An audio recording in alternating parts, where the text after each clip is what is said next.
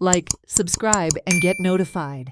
आम्ही आता जे आसा ते हे सायडीन नयबाग आणि हे सायडीन मालपे हांगा जी प्रोटेक्शन वॉल जी गेली 4 दीस कोसळत आसा, आयज जर त्याची जर स्थिती जर पळयली जाल्यार एंटायर दोनूय सायडीतले जे वॉल जे आसा ते एंटायर कॉलॅप्स जाल्लेले आसा आणि सगळी जी माती आसा आणि दगड जे आसा ते सामके रस्त्याचेर आयिल्ले आसा आणि दोनूय जे वे आसा ते बंद जाल्लेले आसा.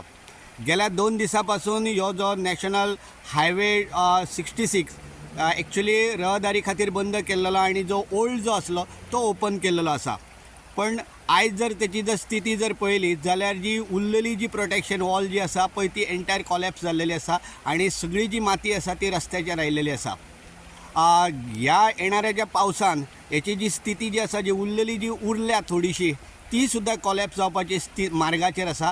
आणि असोच जर पावस जर सलग जर 1-2 दीस आनी जर पडलो जाल्यार एंटायर जी सगळो जो डोंगर जो आसा तो रस्त्याचेर येतलो आणि सगळी जी प्रोटेक्शन वॉल जी ना म्हटल्यार एक 300 ते 400 मिटर जी बांदलेली ती कॉलॅप्स जावपाची आसा. सो आता जी उरल्या जी कंडिशन आसा ती 100 मिटर फक्त दोनूय सायडीतली जी प्रोटेक्शन वॉल जी आसा.